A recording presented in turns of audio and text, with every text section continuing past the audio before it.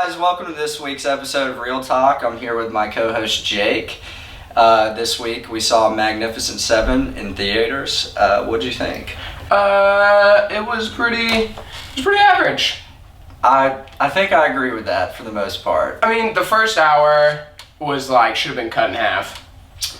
I don't know about that. The first hour should have been cut in half. It took an hour to introduce the 7 characters that didn't have a backstory, so it's I don't know why that was. It was very I don't know why that Suicide was. Squad in that way, that when you have these team-up movies, you have to bring them all together. Yeah, but they brought them all together and then didn't really explain much about them. But it took an hour to get them all together, and then the second hour of the movie was really fun. I agree with that. I would definitely say if there's a word to describe this film, It was fun. it was fun. Definitely. It wasn't, you're not going to see it, clearing at the Oscars. You're not going to see it in any art house cinema or anything No. like that. But in terms of a fun, spaghetti western, Definitely. great. It was fun. I mean, when you mean spaghetti, everything was clean. It wasn't a super dark western, a True Grit type thing. Right.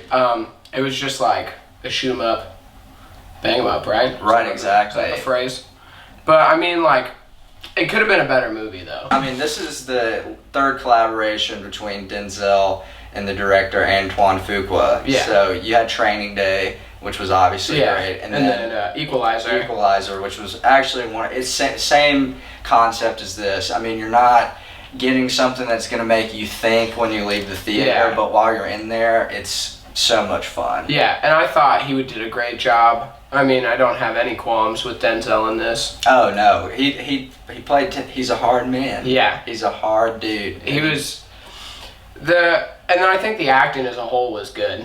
I agree with that too. I mean, the acting, when you pay this much money for an A-list cast like that, Yeah. you're getting what you paid for. I mean, Yeah. they all brought what they could bring. Yeah, I think Chris Pratt did a really good job in this, playing that stud cowboy role. But there are also some newcomers I wanted to mention, or not necessarily newcomers, but Yeah. just people that wouldn't be in people's headspace when you think of a movie like this.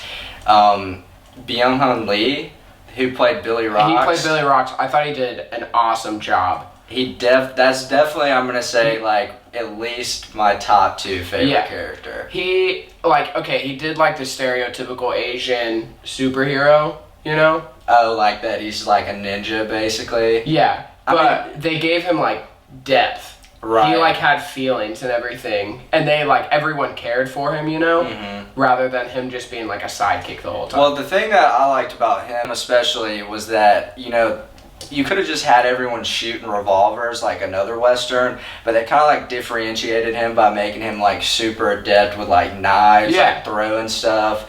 He used a hairpin to kill somebody. I know. Look at him. Look at him. He looks he has shotgun shells on his belt. They in this photo he doesn't have this just belt of knives that was just awesome. Right, and they were super ornate.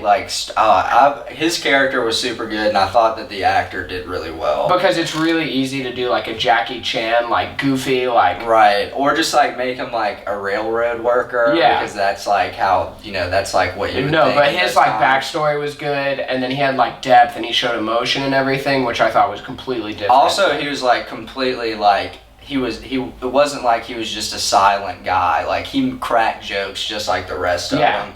He was really good. But I mean, I thought all in all, the cast was just great. They did a great job of making everybody their own character. Vincent D'Onofrio was the classic dude who preaches the gospel while he's killing other people. Yeah. And then my last qualm with the movie has got to be the antagonist. Oh, I agree with that. I'm trying not to agree with you on everything, but he was in maybe the film for a total of 5 minutes. No, and he just looks like a total dweeb. He looks like a Wild West dweeb. They tried to play him as this, thinker type, and he plays chess manipulative. Right, he's not he's really not good with guns or anything, especially that. I mean, every time he kills somebody, it's completely point blank. But they tried to play him as this, sadistic businessman that rose to power. And then he has this one little tiny speech that I won't spoil for everyone, but it's basically they won't remember this town, but Yeah. they'll remember me. Like, No, I never got on board with it. he didn't live up to that, that like sort of just legend. And that it wasn't built even, he for wasn't him. even like a good Wild West. Like, none of it did it for me. Right. And It was very much so. He's like the Blazing Saddles. And it is a good thing that he was only in there for like 10 minutes. I agree completely. Because if there would have been more of him, I probably would have not liked it as much. So all in all, I wanted to get some ratings on this, Alright, just so we can put it in numbers, because everyone loves. Raw score, just, yeah. They don't want to hear your opinions. No, they just want a quick little number. Okay, so for the cinematic properties of the film, It was a 5. cinematography. It was a 5. The only reason it even gets a 5 is because of the action scenes. I agree with that completely. I have one qualm where no one else seems to have noticed it, no one that's seen it, but there's a slow-mo part out of nowhere that's like half a second, and it's all slowed down, and then it goes back to normal, and it's no other slow-mo in the entire thing. I don't know. But the action scenes were good, but they missed out on so much. Like you said, like rookie mistakes on the focusing and stuff, and it was honestly like they were like, let's just not reshoot. Right, exactly. Put it on the It was movie. like something I would say when I'm making like a student film. Yeah, you're like, project's due in an hour, we just don't have time. it. All in all, I think the cinematography just fell flat. I can agree with that. Yeah. So what about the plot? It wasn't. I think the antagonist had a lot to do with my rating. I gave it a 6 because I think that it didn't fill out what it needed to fill out. It was like a fun movie to watch. Like I said, it's the same problem that we've been seeing in like a lot of movies these days. It's like they'll just throw in something in there. For what reason? And it's honestly like they might expect you not to catch it and like question it. And but they're kind of like, maybe we'll put this in. yeah, I mean, in terms of like the actual plot, they're pulling from like the original film, which was like very critically acclaimed. I mean, like almost any old person would know that movie. Exactly. So the actual plot itself, like the whole narrative, was great. It's just they threw in extra stuff that didn't need to be thrown in. Right, or just like there's like the one scene where the two Native Americans go at it, and it's like they have some sort of history. Something. Okay, so plot, cinematography. What do you think about just the pure fun factor? That's an 8 though. I left the theater being like, that could have been better, but I did have fun. Right, I did. Like when the movie ended, I wasn't like especially happy to leave. Like I could have gone for an extra 30 minutes of like those fight Only scenes. if it was fight scenes. Exactly. Like it did a great job of just. I mean, Denzel Washington riding on a horse shooting people is like when he like flips it. that's flips like over the horse. Yeah, that's like a fantasy I've had. Aside from all that, they paid a lot of money for this great A-list cast. So what did you think? How did they do? I think it was a 7. I wasn't completely fulfilled by everyone. I liked Ethan Hawke's character, but I didn't always like Ethan Hawke. So that was Goodnight Robichaux. Yeah. Okay. I liked him, but I didn't always like what he was doing. Right. And I thought he like hissed at one point. There are different ways to show that emotion, Ethan. Oh, like and post-traumatic stress. Yeah, and he hissed. I thought there was like a serious cat problem he had. And then the antagonist was an issue for me. And then I agree. other than like the big names they had, everyone else was kind of just on par or subpar. Right. I mean, as far as the 7 go completely, the one problem I had was with the girl. Haley Bennett. Haley Bennett. Haley Bennett. She played Emma Cullen, who's like the main girl, pretty much. Right. She's not part of the 7 as it would be, but No. she's like the one who basically recruits them into form. But her emotions were weird. The way she showed them. I mean, she didn't take away from it, but that character could have been like a lot more integral to the plot, and I just don't feel like she had it like in her to bring that out.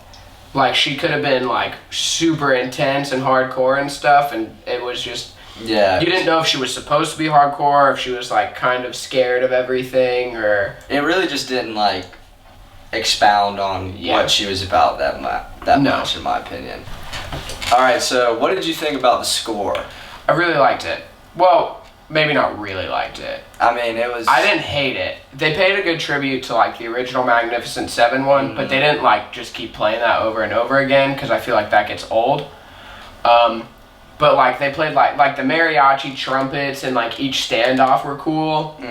So I just thought it wasn't the best score, but it also didn't just like fall into background noise. I agree with that too. There was like, I think it was like right before the title card, they played like sort of the Native American like war drums. Yeah. And I thought that was super cool. And then there was like they had that kind of classic like, you know, really brassy type of like Western music that like all of those classic films had. So I really kind of appreciated that they did it that way instead of like making it like super, maybe like doing super contemporary music like rock bands or something like that. It really did kind of feel like, at least music wise, like an authentic Western, right? Like one that you'd see made in like the 60s or 70s. Yeah, I think what we take away from that is like that was a good spaghetti Western. Like yeah, I mean, like you're not. It's not something that you're gonna like write home about. No, it's not. It's not like a True Grit or like a No Country for Old Men. Right. You know? It's just something you can go see with the fam. Maybe take your girlfriend. You know, movie, like TV dinner. You know. Right. Just like throw it up on the screen while you eat your steak and try to feel as American as you can. So enough talking about the movie. I wanted to move on to TV, more specifically talking about Atlanta. So we're on episode 4 right now. Yeah. It's still going strong. It was a weird episode though. Yeah, I mean, not a lot happened. It was very as far as plot go. It was very much so like a filler episode that you would see in a show that had like 24 episodes a season. So if you don't know, Atlanta's only got, what, 10? I think they got assigned for 10, yeah. I mean, they're renewed for a second season, so we don't know how many that will have. Yeah. But just for right now, we're only getting 10 episodes, and we just got 23 minutes of, like, which it was, don't get me wrong, it was great. I think it proves more about the show. That, like, they've like, hardly set anything up.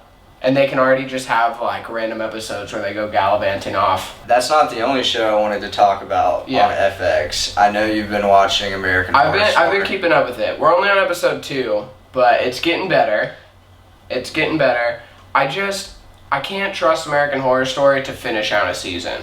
Like strongly? Yeah. So I've only ever kept up. The only one that I've seen more than like 4 episodes is Asylum. I know I pick and choose here and there for the other ones, but I've heard a lot of buzz about this season in particular. Yeah, it's weird. I don't know how like I feel about their idea of it being like a documentary within a documentary within like a reenact. I'm not really sure. That sounds very Inception. It's like a lot. There's a lot going on. So it's like, would it be something that I could like jump into like on the second episode? Absolutely not. So, have you heard any movie news recently that you feel like I should be notified about? Let me think. Yes, actually. So Jeff Goldblum and Sam Neill are pairing up for this new Thor Ragnarok. I'm struggling with that. So apparently there's gonna be dinosaurs in it. If there's any comic book fans here, they're just like rapidly yelling at the screen. I know, but look at it. How are you? What is this accent mark? That's called an umlaut. I don't speak Farquaad or whatever planet they're on. What planet is it? So Sam Neill and Jeff Goldblum. For those who don't know, we've got the biggest like Jurassic Park fan. Yeah, so they're gonna team up. Alan Grant's gonna dig up he's gonna like dig up a big bone, and Jeff Goldblum's gonna come in. He's gonna tell them it's all gonna go wrong. Do you think they've sold you a ticket by announcing this? Sold a ticket to you? The only reason I'll probably go see this because I don't like Thor. I won't say I hate Thor, but I don't like Thor. So are you like no Marvel Cinematic Universe? No, I love the Avengers. Oh, the Thor specifically. It was the first Thor movie that threw me off. Well, there might be like a saving grace because, I mean, Hulk has got apparently a big role in this. Alright, so sticking with the space theme, the new Passengers trailer dropped this week. What'd you think? I'm super stoked about it. I don't know about you. It's very like vibrant looking. Yeah, super bright, super crisp. It just looks like... It looks like the camera they used for it is like 10 years ahead of the time. You know what I'm saying? Like, I don't know how to explain it really. It's not like overexposed. Maybe it's just like you said, it's just like a really beautiful looking film. They didn't really shy away from like using a really like insane color palette, because I mean you see that scene of them in the bar and it's like so velvety red. Yeah. You know what I'm saying? And then there was like a lot of copper. No, I feel like there's gonna be like symbolic like colors and everything. Right. I feel like the director is gonna be super specific about it. I mean, I could totally see that. Like just from seeing like a little bit of the trailer. Yeah. I mean, the spaceship on the outside, it was kind of like colorful. You see like a lot of scenes like. There's one where they're in this large open window room and you see like the burning orange sun. It wasn't like necessarily, you see a lot of films nowadays use that blue and orange color palette. It's like way overused. Yeah. This is like got a lot more like neutral but uses color like where it needs to be. Yeah, I agree. So if you had a hot take, what do you think it's gonna be? What do you think about it? I mean, it looks like it's like trying to pull a lot of people like with its actors. You have Chris Pratt, who is arguably inarguably the biggest like Hollywood male star right now. He's doing really well. And he's a Magnificent Seven, like we just talked about. Right. I mean, he's in everything. Then you have Jennifer Lawrence, who is essentially like a female Chris Pratt. Yeah. I mean, not to like put it like that necessarily, but she's one of the biggest pulls for like. Just a bunch of audiences, like they'll love to see her. Yeah, and if you've seen the trailer, it's pretty much just gonna be those two. Right, I mean, then the robot bartender. Who is Michael Sheen, I think. Yeah. I originally thought he was Andy Serkis, but then I realized it was Michael Sheen, and I felt like really dumb. Because like I shouldn't be messing up actors like that. They don't even look alike. No, I don't know why. I don't know why. Yeah, it's fine. We'll forgive it. Yeah, but I think it has potential to be like an above average movie, but I think there's like a lot of flop potential in there as well. Yeah, I mean, I think it's going to be better than Interstellar for sure. It's not gonna be better than Interstellar. I mean, you don't even have an Academy Award winning actress, actor in that. Honestly, like it could. The spaceship doesn't even look real. If it has a runtime? It looks like there was yarn that they like wrapped around someone's finger on a green screen. Like they put some green tape around the finger, wrapped some yarn around it, and then just put it in space. If it has a runtime of 90 minutes, it's gonna be better than Interstellar. That is absolute garbage. I mean, it's totally different films. Obviously like Interstellar's decent, but I'm more excited. This is not what we're talking about, Jake. That's true. Where it's not. Okay. Calm down. He's just an idiot. It's gonna be fine. Okay, so let's move into some little less volatile news that we can agree on. So the Emmys were last week. Yeah. Emmys I don't know about you, I'm way more into the Oscars. I'm even probably more into the Golden Globes. The Emmys are so weird. They fall in the not in the award season. In the award season. If you throw it in February, I'm probably gonna watch it. Right, exactly. But it was very special Emmys, especially for me. One of my favorite TV shows. Throner. Is that what they call you guys? I don't think so. We'll term it. We'll coin it right now. Throner. Woke. Game of Thrones broke a record for most Emmys in a series. That's crazy. 38. In what? 6 seasons? 6 seasons, and they're playing ball with like shows that have had like 10 seasons. That's crazy. So they're already there, and I think Game of Thrones is going for 8, is what I've been told. I don't know. I don't know. Yeah, I mean, like, it's kind of weird right now since we're going past the books and everything, but Game of Thrones, like, definitely cleaned house like it always does. Julia Louis-Dreyfus won Best Actress in a Comedy Series for Veep, which is also another HBO show. Yeah, that's on my watch list. I've never seen it, and I feel like ashamed because I'm a huge Seinfeld fan. And I mean, obviously, like, that's her biggest role aside from this. Yeah. But I've always heard it's, like, really good political satire, which you can't really find in, like, narrative. Like, you have, like, political drama like House of Cards. But political all you get is skits in SNL and stuff. Right, exactly. I mean, maybe, like, the closest thing you get is, like, the like the Daily Shows. Corey in the House, on Disney Channel. That was political satire. I don't know if that is considered political. If that show ever got political, I would go back and watch it. But I can almost. His dad was the chef in the White House. Yeah, so I don't think there was much room to like play around with. They weren't sticking it to like the Bush administration back when Corey in the House was on air. I don't know. I beg to differ. Okay, and then also Rami Malek, Mr. Robot. Are you familiar? Yeah, I'm stoked for him because he did such a great job. I've seen the whole first season. I've been holding myself off on season 2. You gotta wait for the right time. I'm just gonna binge it. I'm gonna take a day, just kill it all in one day. Buy a bag of Doritos. But I mean, the whole Mr. Robot series is incredible. Right. I think, I think he did an incredible job with it as well. And I've heard a lot of people say, and I think this is true, is that a show like that, at least now can win an award like that, whereas 10 years ago you would have never had a show that is that like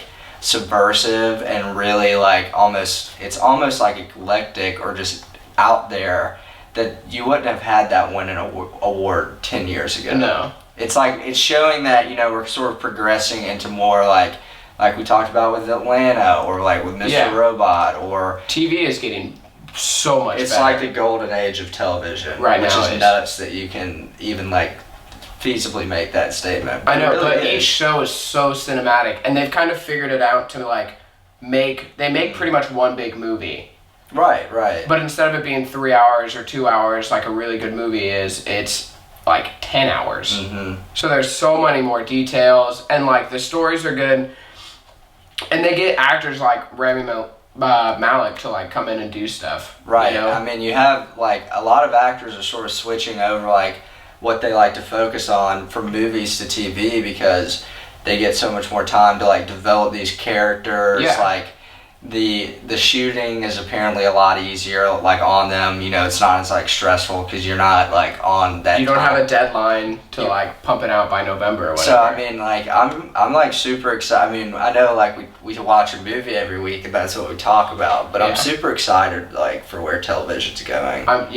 Especially for like the next couple weeks. We got some good stuff coming out. And along with Rami Malek, Sarah Paulson won for Best Actress in a Drama for OJ versus the People, which I didn't get to see, but I heard a lot of good things about it. And she's that was a saying in the show. I probably should have said that on air. It's a saying in the show. That's what they call OJ. Deuce? Was he number 2? No, he was OJ. Juice. I thought you said Deuce. Oh, right. No. I'll go over my head. Okay, so she won. But she's good. We'll go back to that. She's an American Horror Story, right? Yeah, so FX is kind of like franchise tagged her. Yeah. So I think those were some of the big things about the Emmys. There are probably some snubs in there. Peter Dinklage didn't win. I've heard that. I mean... But Ben Mendelsohn won from Bloodline, so it's not even like... Right, I mean, if there was somebody to lose to, I mean... He had to like relinquish that title eventually. Right, that character is... it's like I feel like it's a legendary character that people will know about for like a long, long time. Yeah. Alright guys, that was this week of Real Talk. Tune in next week where we talk about masterminds, movie news, and what's hot on TV.